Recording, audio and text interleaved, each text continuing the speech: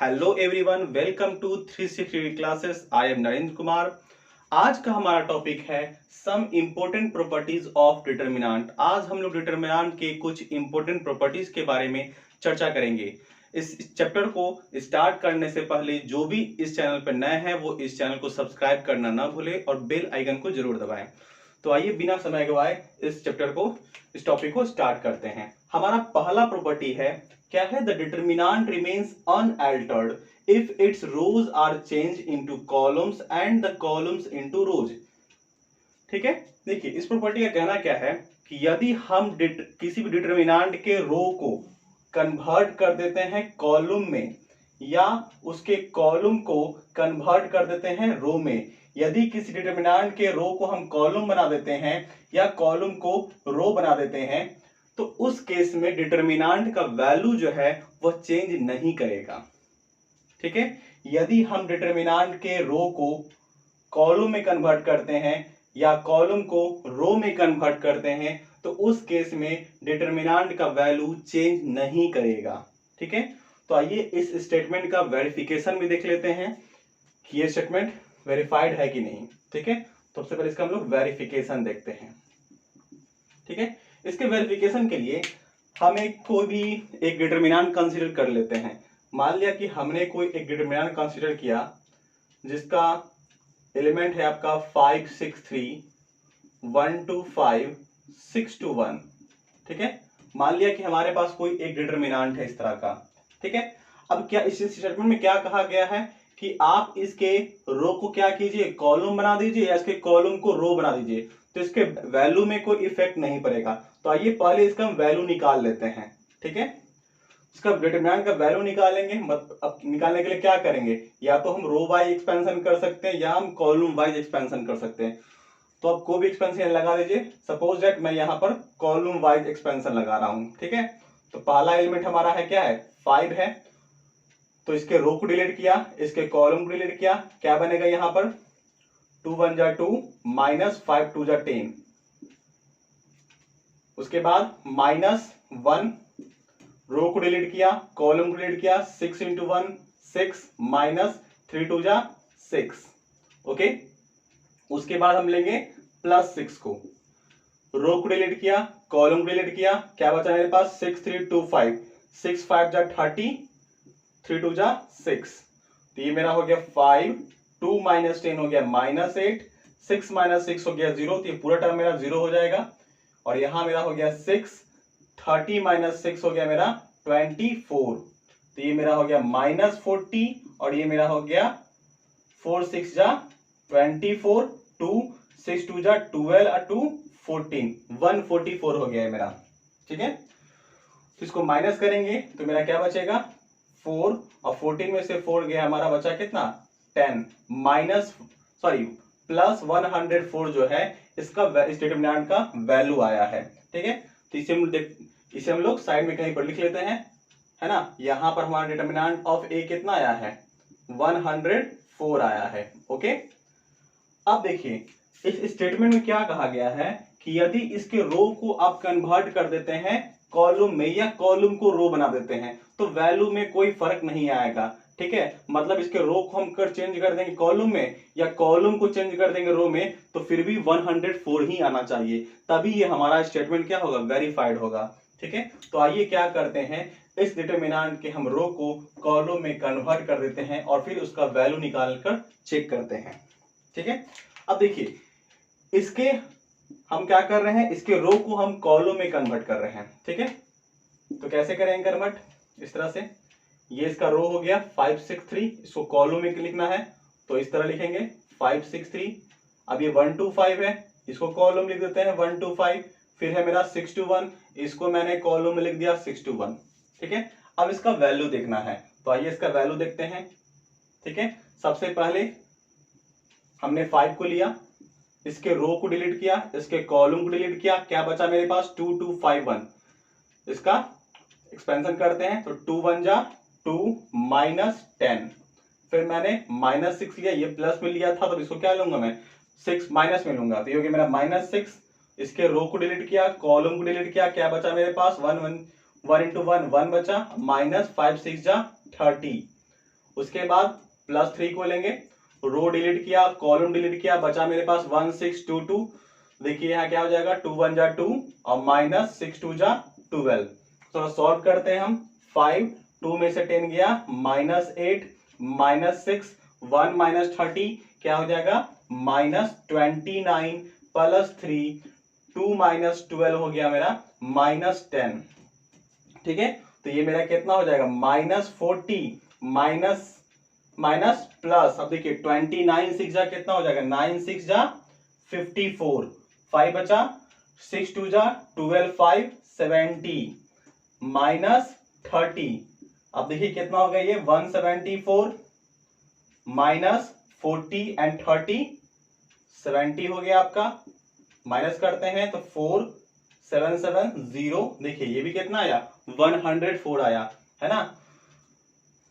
उसमें भी कितना आया था, 104 आया था। और जब मैंने इसको रो को कॉलम में कन्वर्ट कर दिया, ठीक है, तो उस केस में भी 104 आया। इसका मतलब कि ये स्टेटमेंट हमारा क्या हो गया, वेरीफाइड हो गया। ठीक है, आप इसके, है ना, कॉलम को भी रो में कन्वर्ट कर सकते हैं, तो उसमें भी आंसर आपका सेम ही आएगा। ठीक है, तो ये आई होप ये आपको समझ में आ गया होगा कि ये स्टेटमेंट क्या कह रहा है और इस स्टेटमेंट को मैंने कैसे वेरीफाइड किया, है ना।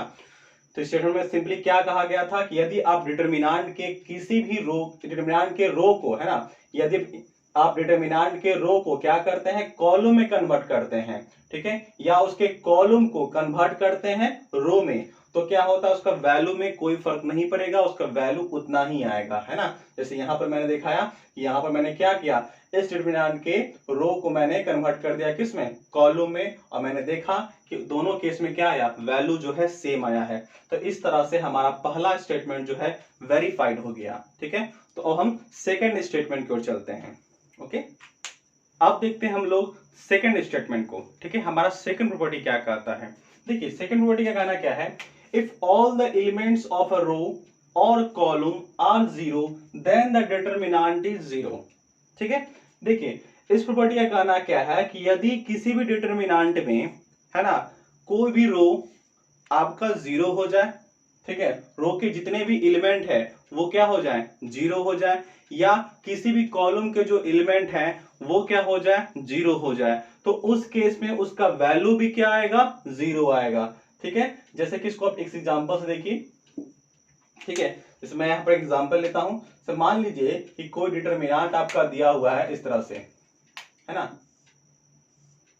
कोई भी एक रो को हम लोग जीरो मान लेते हैं। ठीक है, इस तरह दिया हुआ है कि कोई भी एक रो है ना आपका जीरो है, और कुछ भी यहाँ पर एलिमेंट मान लिया है 5 6 3 2 1 5, या तो ऐसा भी हो सकता है या ऐसा भी कंडीशन हो सकता है। ठीक है, कोई भी कंडीशन हो सकता है ना, या तो कोई भी रो जीरो हो जाएगा या कोई भी कॉलम जीरो हो गया। ठीक है, हो सकता है कि ये भी रो जीरो हो जाए, ये सॉरी, हो सकता है ये भी कॉलम जीरो हो जाए। ठीक है, तो कोई भी कंडीशन हो सकता है ना, मतलब कि कोई, यदि किसी डिटरमिनेंट का कोई भी रो के जितने भी एलिमेंट हैं वो अगर जीरो हो जाए, या किसी कॉलम के जितने भी एलिमेंट हैं वो अगर जीरो हो जाए, तो उस केस में डिटरमिनेंट का वैल्यू क्या होता है, जीरो होता है। इसको आप सिंपली यहां पर इसको वेरिफिकेशन में आप सिंपली देख सकते हैं। अब देखिए इसका मान लीजिए इस डिटरमिनेंट का अगर हम एक्सपेंशन करते हैं रो वाइज, तो जाहिर सी बात है ना, देखिए जीरो लेंगे, कुछ भी एलिमेंट लीजिए जीरो ही आएगा, फिर फर्दर हम लोग जीरो लेंगे तो फिर भी क्या आएगा, जीरो ही आएगा, फिर जीरो लेंगे तो फर्दर क्या आएगा, जीरो ही आएगा। ठीक है, तो इसको सिंपली आप एक्सपैंड भी कीजिएगा तो क्या आएगा, जीरो ही आएगा। ठीक है, तो आई होप ये स्टेटमेंट आपको समझ में आ गया होगा। और जिस किसी को भी एक्सपेंशन में प्रॉब्लम हो रहा है, ठीक है, तो पिछला वीडियो आप जाकर देख, प्लेलिस्ट में देख सकते हैं, इसके ऊपर वीडियो बनाया गया है। ठीक है, मैट्रिक्स और डिटरमिनेंट का जो प्रीवियस वीडियो है वो आपको प्लेलिस्ट में मिल जाएगा। इसको स्टार्ट करने से पहले, इस पार्ट को देखने से पहले आप प्लेलिस्ट में जाएं और उस सारे वीडियो को देखें। ठीक है, उसके बाद यहां पर आए तो आपको अच्छे से समझ में आएगा। ओके, तो आई होप ये स्टेटमेंट समझ में आ गया होगा आपको। ठीक है, कि यदि किसी डिटरमिनेंट का कोई भी रो का या किसी भी कॉलम का एलिमेंट अगर क्या हो जाए, जीरो हो जाए, तो उस केस में डिटरमिनेंट का वैल्यू भी क्या मिलेगा, जीरो मिलेगा, है ना। अभी देखिए इस सब प्रॉपर्टी, ये सारे प्रॉपर्टी को हम लोग, है ना, एक जितना भी कोई भी आपके पास दिया रहेगा, कोई भी आपके पास कॉम्प्लेक्स मान लीजिए कोई डिटरमिनेंट दिया रहेगा, ठीक है, उसका एक्सपेंशन करना होगा, ठीक है। तो हम क्या करेंगे, वहां पर इन सारे प्रॉपर्टी का यूज करके वहां पर उसका एक्सपेंशन आसानी से कर सकते हैं, ठीक है। क्योंकि जो हमने एक्सपेंशन पढ़ा अभी तक में, क्या करते हैं, रो एक्सपेंशन करते हैं या कॉलम एक्सपेंशन करते हैं, वो हर जगह काम नहीं करता है, कहीं कहीं वो बहुत लेंदी बन जाता है, ठीक है। तो उस केस में क्या करते हैं हम लोग, प्रॉपर्टी का इस्तेमाल करते हैं, ठीक है। प्रॉपर्टी का इस्तेमाल करके आसानी से उसका एक्सपेंशन कर सकते हैं, ठीक है। इसलिए प्रॉपर्टी को जानना बहुत ही जरूरी है और आपके एग्जाम में भी प्रॉपर्टी से बहुत सारे क्वेश्चन आते हैं, ठीक है। तो आई होप पहला स्टेटमेंट और दूसरा स्टेटमेंट जो है आपको समझ में आ गया होगा। पहला स्टेटमेंट क्या था कि यदि डिटरमिनेंट के हम रो को कन्वर्ट करें कॉलम में या कॉलम कन्वर्ट करें रो में, उस केस में डिटरमिनेंट के वैल्यू पर कोई फर्क नहीं पड़ेगा। दूसरा स्टेटमेंट क्या था मेरा कि यदि किसी डिटरमिनेंट के का किसी भी रो का एलिमेंट जीरो हो जाए या किसी कॉलम के एलिमेंट जीरो हो जाए, तो उस केस में उसका वैल्यू भी क्या आएगा, जीरो आएगा, ठीक है। तो आई होप यह स्टेटमेंट आपको क्लियर हो गया होगा। अब हम लोग चलते हैं नेक्स्ट स्टेटमेंट की ओर। आइए अब देखते हैं हम लोग थर्ड स्टेटमेंट को, देखते हैं थर्ड प्रॉपर्टीज को देखते हैं। देखिए बच्चों, थर्ड प्रॉपर्टीज हमारा क्या कहता है, if the all elements of a row or column are identical to the elements of some other row or column then the determinant is zero। देखिए इस प्रॉपर्टी का कहना क्या है कि यदि डिटरमिनेंट का कोई भी रो, मान लीजिए मेरा हो गया फर्स्ट रो हो गया 2 2 2, ठीक है, या कुछ भी हो सकता है, यहां पर मान लीजिए 2 5 2 या 2 5 3 कोई भी ले लिए हम लोग, ठीक है। यदि किसी डिटरमिनेंट का कोई भी रो दूसरे रो के आइडेंटिकल हो, है ना, से मान लेते हैं यहां पर कि फर्स्ट रो जो है वो आइडेंटिकल है सेकंड रो से, ठीक है। या यही चीज आपको कॉलम में भी हो सकता है, या मान लीजिए इस तरह से आपको कभी भी दिया हुआ है कि 2 5 3 है, यहां पर 6 5 3 है, यहां पर आपका 2 5 3 है। तो यहां पर देख सकते हैं, यहां पर क्या है कि R1 जो है वो आइडेंटिकल है R3 के, और यहां पर देख सकते हैं कि जो C1 है वो आइडेंटिकल है किसके, C3 के, है ना। तो कोई भी दो रो आपस में आइडेंटिकल हो या कोई भी दो कॉलम, है ना, कोई भी एक कॉलम दूसरे कॉलम के आइडेंटिकल हो, तो उस केस में जो है उसका डिटरमिनेंट क्या होगा, जीरो होगा, ठीक है। तो आइए इसका भी वेरिफिकेशन देख लेते हैं, ठीक है। उस केस में क्या होगा, इसका वैल्यू क्या होना चाहिए, जीरो होना चाहिए। तो यहां पर देख सकते हैं कि यहां पर क्या है, R1 जो है आइडेंटिकल है R3 के, है ना, R1 आइडेंटिकल है R3 के, यानी कि इसका हम डिटरमिनेंट निकालें तो जीरो आएगा अगर, तो ये हमारा वेरीफाइड हो जाएगा। इस केस में भी अगर हम डिटरमिनेंट इसका निकालते हैं वो अगर जीरो आ गया तो यानी कि स्टेटमेंट हमारा फुल्ली वेरीफाइड है। तो आइए इसका पहले हम लोग एक्सपेंशन करके इसका वैल्यू निकालते हैं और देखते हैं कि वो जीरो आता है कि नहीं आता है। देखिए हम इसको एक्सपेंशन मान लिया करते हैं, सपोज कॉलम वाइज हम कुछ एक्सपेंशन कर रहे हैं, ठीक है। तो पहले एलिमेंट को पहले हम लेंगे, 2 है हमारा।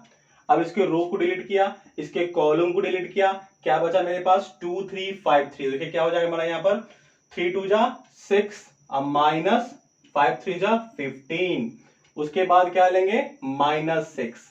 तो इसके रो को डिलीट किया, इसके कॉलम को डिलीट किया, क्या बचा मेरे पास 5 3 जा 15, अब -5 3 जा 15 यानी कि 15 - 15। उसके बाद हम लेंगे +2 को, ठीक है। तो इसके रो को डिलीट किया, इसके कॉलम को डिलीट किया, क्या बचा मेरे पास 5 3 जा 15 और -6। अब देखिए यहां पर ये कितना हो गया 2, 6 - 15 ये मेरा हो गया -9 है, ये तो मेरा जीरो हो जाएगा 15 - 15, और ये मेरा कितना हो गया 15 - 6 9। देखिए ये हो गया मेरा -18 और +18, क्या आया, जीरो आया, है ना।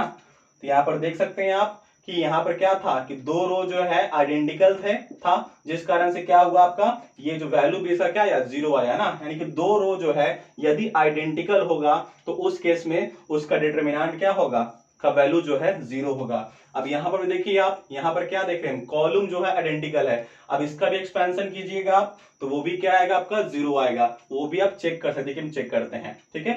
फर्स्टली हम 2 को लिए, इसे एक्सपेंशन करते हैं, तो ये गया 5 3 जा 15 - 15, ठीक है। फिर हमने -5 लिया तो रो डिलीट किया, कॉलम डिलीट किया, क्या बचा मेरे पास 6 3 जा 18 - 6, ओके। अब देखिए यहां पर ये हो गया मेरा, उसके बाद +3 लिया मैंने, रो डिलीट किया, कॉलम डिलीट किया, ये कितना हो गया मेरा 6 5 जा 30 अब माइनस 10। सॉल्व करता हूं इसको, ये तो 0 हो जाएगा मेरा पूरा, और ये हो गया मेरा -5 18 माइनस 6, 18 माइनस 6 कितना हो जाएगा आपका 12 हो जाएगा, और ये हो गया आपका +3 30 माइनस 10, ये हो गया आपका 20 हो गया। देखिए 12 5 जा -60 और 23 जा +60, ये भी क्या है आपका 0 आया है ना।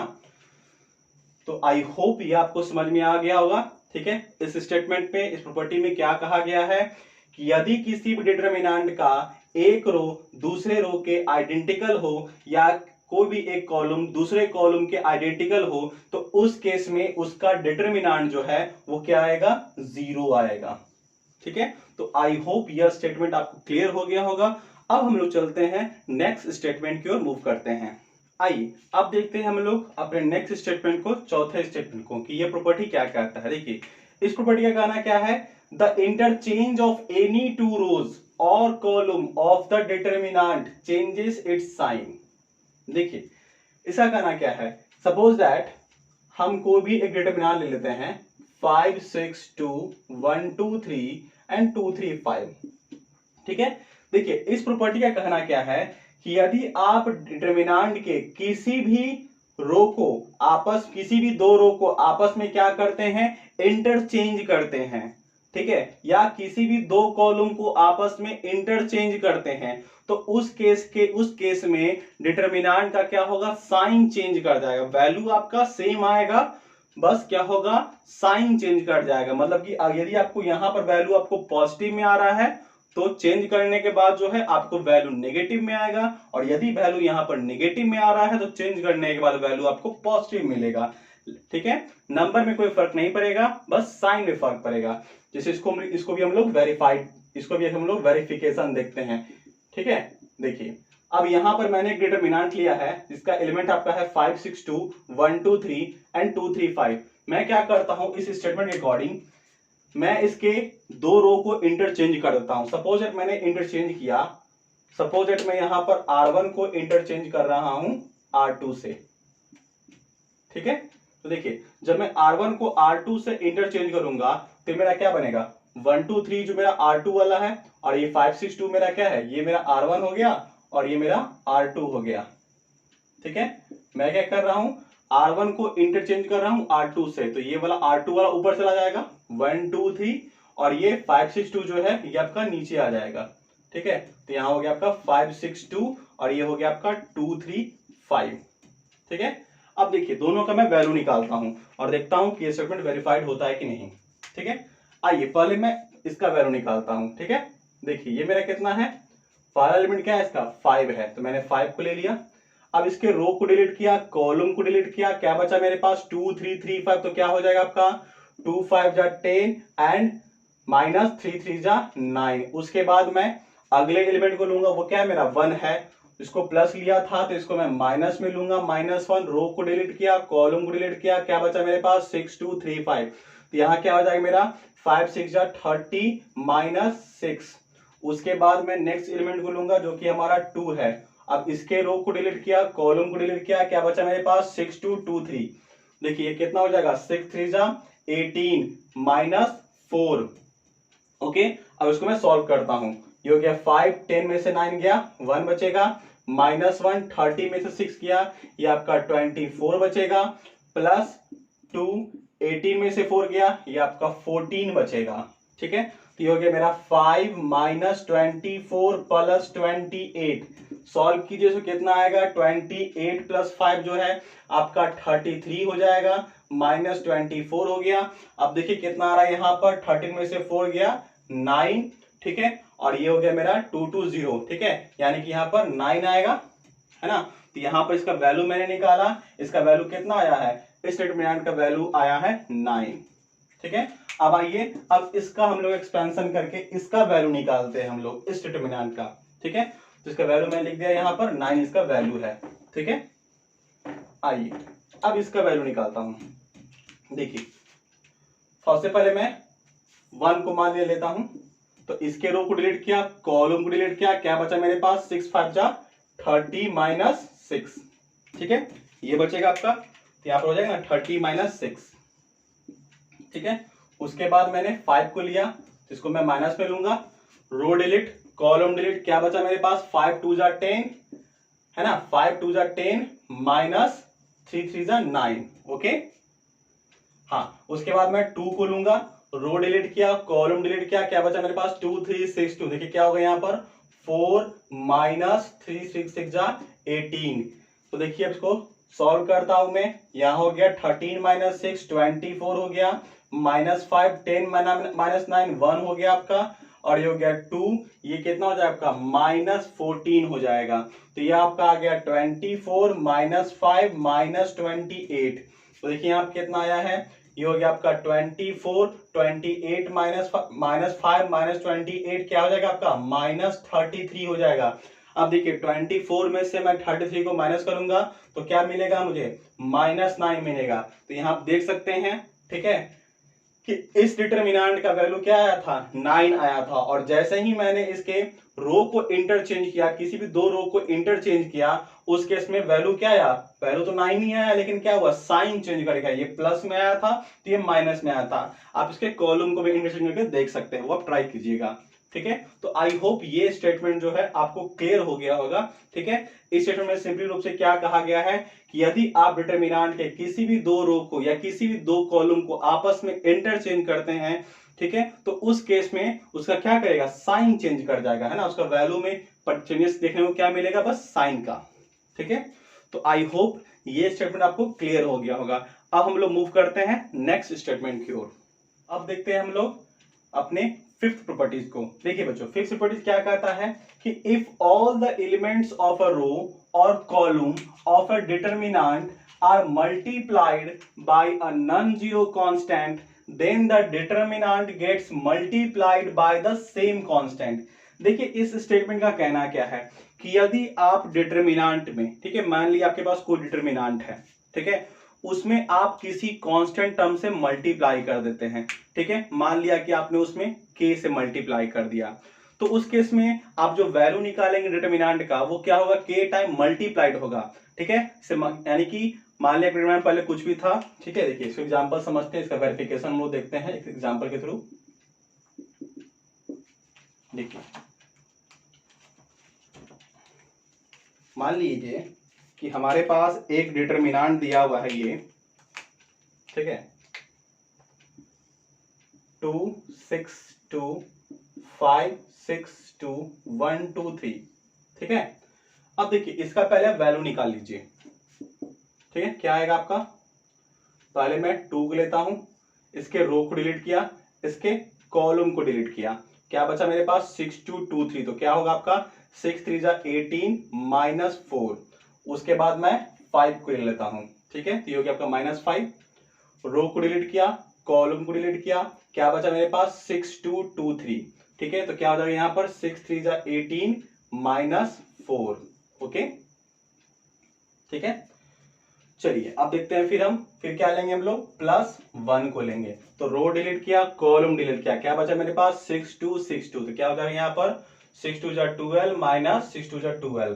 तो ये कितना हो गया मेरा 2, 18 में से 4 गया मेरा, बच गया ये 14 माइनस 5। यहां देखिए क्या बच गया मेरा 18 में से 4 गया, यहां भी बच गया मेरा 14 प्लस 1, और ये तो मेरा 0 हो गया। तो यहाँ क्या बचा आपका 14 2 जा 28, ये हो गया आपका 14 5 जा 70। ओके, तो इसको माइनस करूंगा मैं तो क्या बचेगा, माइनस में आएगा ये 10 8 2 6 2 4 माइनस 42 आपका ये आएगा। ठीक है, देखिए तो इसका वैल्यू मैंने निकाला कितना आया माइनस 42 इसका वैल्यू आया है। अब मैं क्या करता हूं इस प्रॉपर्टी के अकॉर्डिंग जो है मैं क्या करता हूं कि इसमें सपोज दैट यहाँ क्वेश्चन यहाँ प्रॉपर्टी में कहा गया ना कि आप यदि डिटरमिनेंट में किसी भी कांस्टेंट टर्म से मल्टीप्लाई करते हैं, तो मान लिया कि मैंने इसमें 2 से मल्टीप्लाइड कर दिया। ठीक है, अब मैं क्या करता हूं इस डिटरमिनेंट में 2 से मल्टीप्लाइड करता हूं। देखिए 2 से जब मैं मल्टीप्लाइड करूंगा तो क्या फर्क पड़ेगा। ठीक है, इसका वैल्यू मैं यहां लिख देता हूं, इसका वैल्यू कितना है आपका आया है माइनस 42। ठीक है, चलिए अब इसका वैल्यू निकालते हैं हम इसमें 2 से मल्टीप्लाइड करके, है ना। अब देखिए यहां पर ये नहीं कि देखिए यहाँ प्रॉपर्टी में क्या कहा गया है, यहाँ प्रॉपर्टी में देख सकते हैं आप, यहाँ क्या कहा कि all the elements of a row और कॉलम ऑफ ए डिटर्मिनेंट, है ना। यानी कि आप इस डिटर्मिनेंट के किसी भी रो में या किसी भी कॉलम में किसी कांस्टेंट टर्म से मल्टीप्लाई कर दीजिए, ठीक है। तो क्या होगा, उसका वैल्यू भी उतना ही टाइम मल्टीप्लाई होगा। तो मैं क्या करता हूं, इस डिटर्मिनेंट में, सपोज दैट इस डिटर्मिनेंट के इस रो में, है ना, इस प्रॉपर्टी के अकॉर्डिंग, है ना, क्या करता हूं मैं, इस डिटर्मिनेंट के इस रो में मैं 2 से मल्टीप्लाइड कर देता हूं, ठीक है ना। यानी कि मैं क्या कर रहा हूं, R1 में 2 से मल्टीप्लाइड कर रहा हूं, ठीक है। तो ऑपरेशन मेरा ये रहेगा R1 2R1। तो मेरा क्या बनेगा, देखिए 2 2 जा 4, 6 2 जा 12 हो जाएगा, 2 2 जा 4 हो जाएगा, ठीक है। मैं इसमें जब 2 से मल्टीप्लाइड करूंगा तो R1 के हर एक एलिमेंट में 2 मल्टीप्लाइड होगा, अब बाकी जो है मेरा वो एज इट इज उतरेगा 1 2 3। अब देखिए, अब मैं इसका वैल्यू निकालता हूं, देखता हूं क्या फर्क पड़ता है, ठीक है। पहले मैंने 4 को लिया, रो डिलीट किया, कॉलम डिलीट किया, क्या बचा मेरे पास 6 2 2 3। देखिए तो क्या बनेगा यहाँ पर, 6 3 जा 18 माइनस 4। उसके बाद मैंने 5 को लिया, माइनस 5 को लूंगा यहाँ पर, तो रो डिलीट कॉलम डिलीट, ये मेरा हो गया 12 3 जा 36 माइनस 8। उसके बाद मैं प्लस 1 को लूंगा, रो डिलीट किया कॉलम डिलीट किया, यहाँ मेरा क्या हो गया 24 और 6 4 जा भी हो जाएगा 24। तो ये मेरा कितना हो गया 4, 18 माइनस 4 हो गया मेरा 14, और ये हो गया 5 36 माइनस 8 आपका कितना हो जाएगा, ये हो जाएगा आपका 28, ठीक है। और ये हो गया आपका 0 हो जाएगा आपका ये, ठीक है। आइए अब देखिए, अब क्या हो गया आपका, इसको सॉल्व कर, थोड़ा सॉल्व करता हूं मैं इसको। 14 4 जा आपका क्या हो जाएगा, 14 4 जा आपका हो जाएगा ये 56, और ये 28 5 जा कितना हो जाएगा, 8 5 जा 40 का 0, 4 बचा, 5 2 10, 5 2 जा 10, 10 4 40। तो 56 माइनस 140। अब देखो इसको मैं माइनस करता हूं तो क्या आएगा, माइनस 10 में से 6 गया, कितना बचा 4, ये हो गया आपका 13, 13 में से 5 गया 84, है ना। इसका दो, इसमें मैं 2 से मल्टीप्लाई किया, देखिए ये भी आपका है ना, लिख सकते हैं हम -2 इंटू 42, ठीक है। 2 2 जा 4, 4 2 जा 8, ठीक है। तो यहां पर देख सकते हैं कि जब मैंने क्या किया, इस डिटरमिनेंट को सॉल्व किया, उसका वैल्यू आया -42, और जैसे ही मैंने इसके एक रो में क्या किया, किसी कांस्टेंट टर्म से मल्टीप्लाई कर दे, जैसे यहां पर मैंने 2 से मल्टीप्लाई किया, तो उसका वैल्यू भी क्या हो गया, 2 टाइम मल्टीपल हो गया, है ना। उसका वैल्यू भी 2 टाइम मल्टीपल हो गया। ये जब किसी भी कॉलम में करके या किसी भी अदर रो में आप चेक करके चेक कर सकते हैं, ठीक है। ये प्रॉपर्टी क्या होगा, आपका वेरीफाई हो जाएगा, ठीक है। तो मैंने एक एग्जांपल से इसके उसको वेरीफाई किया है, ठीक है। आप क्या कीजिएगा, अदर कॉलम में को भी एलिमेंट से मल्टीप्लाई कर दीजिएगा, ठीक है, फिर चेक कीजिएगा, देखिएगा वहां भी क्या होगा, सेम कंडीशन होगा जो यहाँ पर हुआ है, ठीक है। तो आई होप ये प्रॉपर्टी आप लोग को क्लियर हो गया होगा, ठीक है। ठीक है, अब देखिए इस प्रॉपर्टी का आपको क्वेश्चन में बहुत ज्यादा यूज होगा, ठीक है। वहां पर मैंने हम लोग क्या करेंगे, देखिए यहाँ पर है ना, हम लोग वहां पर यूज कैसे करेंगे, जैसे यहाँ पर आपका 4 12 4 है, तो हम यहाँ से कुछ भी कॉमन निकालेंगे तो वो क्या आएगा, इसके मल्टीपल में आ जाएगा, ठीक है। तो ये हम लोग जब क्वेश्चन करेंगे तो वहां पर ये आपको और भी क्लियर हो जाएगा, ठीक है। तो आई होप यहाँ तक आप लोग को क्लियर होगा। अब हम लोग नेक्स्ट प्रॉपर्टीज की ओर मूव करते हैं। आइए अब हम लोग इस प्रॉपर्टी को देखते हैं। देखिए इस प्रॉपर्टी में क्या कहा गया है, देखिए को भी आप क्वेश्चन सॉल्व कीजिएगा, मान लीजिए आपको इस तरह कुछ कंडीशन मिल गया, ठीक है। यानी कि देखिए यहाँ पर क्या है कि कंडीशन क्या है कि इसके फर्स्ट कॉलम में, है ना, कोई अनदर टर्म यहाँ पर क्या है, एडिंग है या सब्ट्रैक्शन भी हो सकता है, ठीक है। और बाकी हमारा एज इट इज है। तो उस केस में देखिए इसको हम इस तरह लिख सकते हैं, है ना, A1 B1 C1 A2 B2 C2 A3 B3 C3, है ना। मैंने इसको भी नहीं लिखा है, बस क्या किया मैंने A1 A2 A3 B1 B2 B3 C1 C2 C3 लिख लिया। अब देखिए इसको मैंने स्प्लिट कर दिया है, प्लस साइन, है ना। अब क्या किया, नेक्स्ट डिटरमिनेंट मैंने क्या लिखा है, λ1 λ2 λ3 B1 B2 B3 C1 C2 C3, ठीक है। तो इस तरह हम किसी चीज को लिख सकते हैं, ठीक है। तो उस केस में कोई फर्क नहीं पड़ेगा। जो नेक्स्ट प्रॉपर्टी को देखते हैं, हमारा देखिए सातवां प्रॉपर्टी हमारा क्या कहता है, determinant remains unaltered under an operation of the form CI plus KCJ RI plus KRJ। देखिए इस तरह के ये प्रॉपर्टी को मैंने, है ना, पहले बता चुका हूं, जब हम इनवर्स पर रहे थे वहां पर मैंने इस प्रॉपर्टी का यूज भी किया था रो ऑपरेशन का, ठीक है। इस प्रॉपर्टी के अकॉर्डिंग क्या है ना, कि देखिए हम क्या कर सकते हैं कि किसी भी कॉलम में ऑपरेशन लगा सकते हैं। कैसे? हम क्या करेंगे, किसी दूसरे कॉलम में कुछ किसी भी कांस्टेंट क्वांटिटी से मल्टीप्लाई करके उस कॉलम में हम उसको एडिंग या सब्ट्रैक्टिंग कर सकते हैं। ठीक है, वही काम हम लोग रो में भी कर सकते हैं। तो उस केस में इस प्रॉपर्टी का कहना है कि यदि हम ये ऑपरेशन लगाते हैं या ये ऑपरेशन लगाते हैं तो उस केस में डिटरमिनेंट में कोई भी चेंज नहीं आएगा। डिटरमिनेंट क्या रहेगा आपका? अनअल्टर्ड रहेगा। ठीक है, इसको हम लोग क्या करते हैं, वेरिफिकेशन इसका देख लेते हैं। ठीक है, देखिए मान लिया कि हमने कोई डिटरमिनेंट ले लिया है 5 6 2 1 2 3 2 3 4। ठीक है, अब क्या कीजिए, आप इसका वैल्यू निकालिए। ठीक है, तो मान लिया कि मैंने इसका वैल्यू निकाला इस तरह से। पहले मैं 5 को लेता हूं। ठीक है, इसके रो को डिलीट किया, इसके कॉलम को डिलीट किया, बचा क्या मेरे पास? 2 3 3 4। देखिए क्या बचेगा यहाँ पर, 4 2 8 हो जाएगा और -9 हो जाएगा। अब मैं 1 को लूंगा तो माइनस में लूंगा 1 को, -1 हो गया। यहाँ पर रो को डिलीट किया, कॉलम को डिलीट किया, क्या बचा मेरे पास? 6 4 24 -6। उसके बाद +2 को लूंगा, रो डिलीट किया, कॉलम डिलीट किया, क्या बचा मेरे पास? 6 3 18 -4। ओके, अब देखिए मैं इसको सॉल्व करता हूं। ये हो गया मेरा 5 8 में से 9 गया, -1 -1 24 में से 6 गया, ये कितना बचेगा आपका? 18 बचेगा। ठीक है, और ये हो गया आपका 2 18 में से 4 गया, 14 बचेगा। देखिए ये आ गया आपका -5, ये हो गया आपका -18, ये हो गया आपका 28। को सॉल्व कीजिए तो 18 में से है ना -5 और 18 कितना हो जाएगा आपका? 23 हो जाएगा, है ना। -23 +28 है। अब देखिए 28 में से 23 को माइनस करूंगा, क्या आएगा? 5 आया। यानी कि इसका वैल्यू मेरे पास कितना आया? डिटरमिनेंट का वैल्यू मेरे पास आया है 5 आया है। ठीक है, अब मैं क्या करता हूं, इन दोनों में से कोई एक ऑपरेशन अप्लाई करता हूं और देखता हूं कि उसके वैल्यू में कोई फर्क पड़ता है कि नहीं पड़ता है। ठीक है, आइए सपोज दैट हमने यहां पर प्रॉपर्टी क्या अप्लाई किया।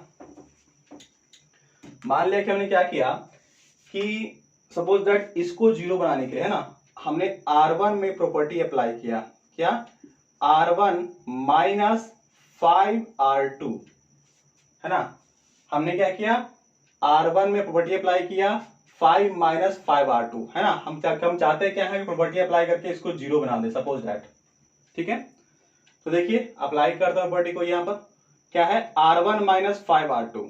ठीक है, इसमें हम लोग क्या किए? 5 से मल्टीप्लाई किए, फिर इसको इससे माइनस करें तो 5 R1 हो गया मेरा -1 × 5, है ना। तो ये क्या हो जाएगा आपका? 0 हो जाएगा। देखिए मैं यहां लिख देता हूं रफ करके, 5 R1 हो गया, एलिमेंट हो गया आपका, -5 × R2 का एलिमेंट क्या है? 1 है। तो 5 - 5 0। अब देखिए सेकंड में बात करते हैं। फिर क्या आपका 6 है, फिर प्लस, ठीक है, सॉरी मैं माइनस कर रहा हूं ना, 6 हो गया -5 इंटू कितना? 2। तो ये हो गया कितना मेरा? 6 - 10। 6 - 10 हो गया मेरा -4। अब देखिए अब क्या है मेरा यहाँ पर? 2 है -5 इंटू 3, तो ये कितना हो जाएगा? 2 - 15। 2 - 15 मेरा कितना बनेगा यहाँ पर? -13। ठीक है, 2 - 15 ये हो गया मेरा -13। अब देखिए इसमें तो कोई चेंजिंग नहीं आएगा। 2 3 4 2 3 4, सॉरी 1 2 3 और 2 3 4। ओके, तो ये मैंने यहां पर ऑपरेशन अप्लाई कर दिया। अब मैं इसका वैल्यू निकालता हूं, देखता हूं कोई फर्क पड़ता है कि नहीं। ठीक है, पहला एलिमेंट तो 0 है। ठीक है, हम डायरेक्ट नेक्स्ट एलिमेंट चलते हैं। ये मैंने मान लो प्लस लिया, तो इसको मैं क्या लूंगा? माइनस में लूंगा। ये हो गया मेरा -1, रो डिलीट, कॉलम डिलीट, -4 × 4 हो गया आपका -16। अब देखिए, है ना, यहां हो जाएगा आपका 13 × 3 -39 आएगा। तो माइनस यहां पहले से है, तो ये हो जाएगा आपका +39। उसके बाद आपका एलिमेंट क्या है? 2 है।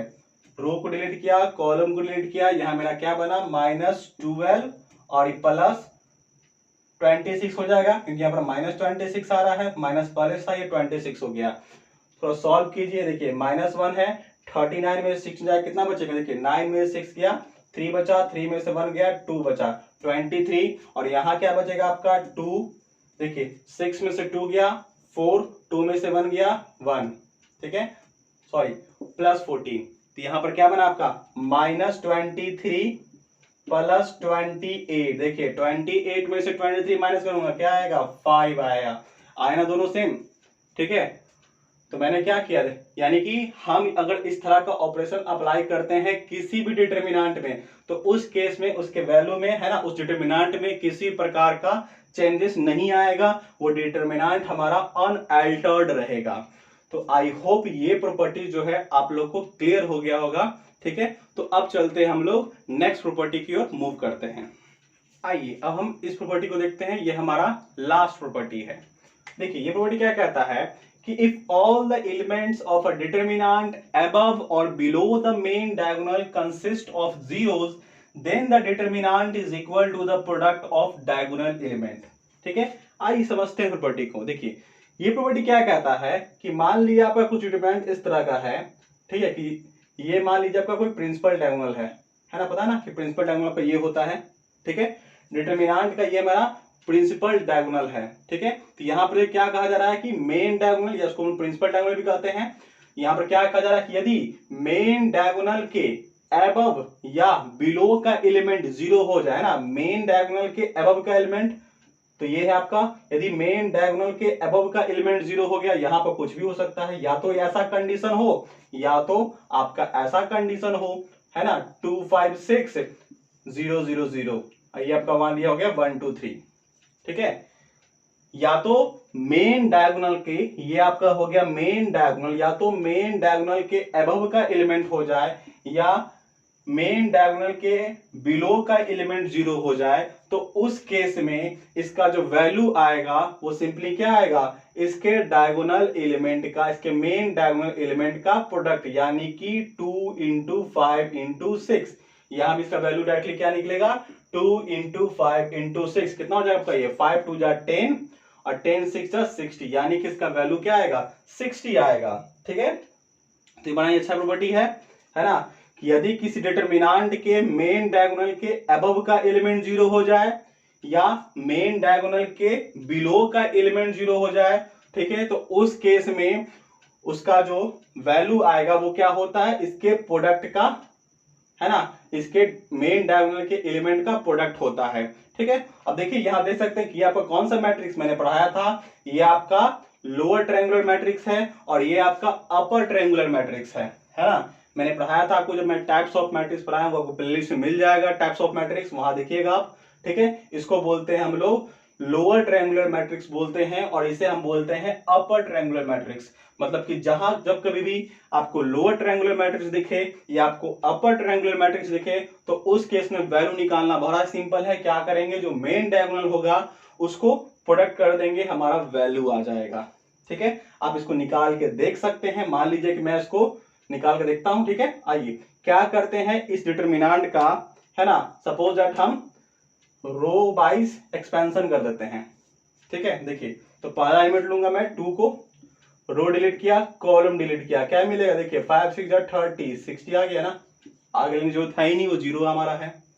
इसको भी देखिए आप, है ना, पहला एलिमेंट को मान लो हम 2 लेंगे, इसको मैं कॉलम वाइज एक्सपेंशन मान लो कर रहा हूं, ठीक है। पहला एलिमेंट को मैंने 2 लिया, रो डिलीट किया, कॉलम डिलीट किया, देखिए यहाँ भी कितना आया 6 30, तो ये भी 60 आया, बड़ा ही सिंपल है, ठीक है। तो आई होप ये प्रॉपर्टी भी आप लोग को क्लियर हो गया होगा, ठीक है, और सारे प्रॉपर्टी भी आपको अच्छे से समझ में आया होगा। तो ये आपका आज का लेक्चर यहीं तक, ठीक है। I hope some important properties of determinant जो है आप लोग को पूरी तरह से क्लियर हो गया होगा। यदि कोई भी और डाउट है, ठीक है, तो आप कमेंट बॉक्स में जरूर मेंशन कीजिए, वो मैं नेक्स्ट लेक्चर में जरूर सॉल्व करूंगा, ठीक है। और ठीक है, यदि आपको ये चैनल, यदि आपको ये लेक्चर जो है अच्छा लगा हो तो इस लेक्चर को लाइक करना नहीं भूलिएगा, और इसे जितना हो सके शेयर कीजिए, जिससे अन्य लोग भी इसका लाभ उठा सकें, ठीक है। और नेक्स्ट लेक्चर में हम लोग क्या सीखेंगे, हम इस प्रॉपर्टी का एप्लीकेशन सीखेंगे, ठीक है। डिफरेंट डिफरेंट क्वेश्चन से हम इसके एप्लीकेशन को सीखेंगे, कैसे हम इसके प्रॉपर्टीज को किसी क्वेश्चन में अप्लाई करेंगे, वो हम लोग नेक्स्ट वीडियो में देखेंगे, ठीक है। तो आज के लिए इतना ही, धन्यवाद।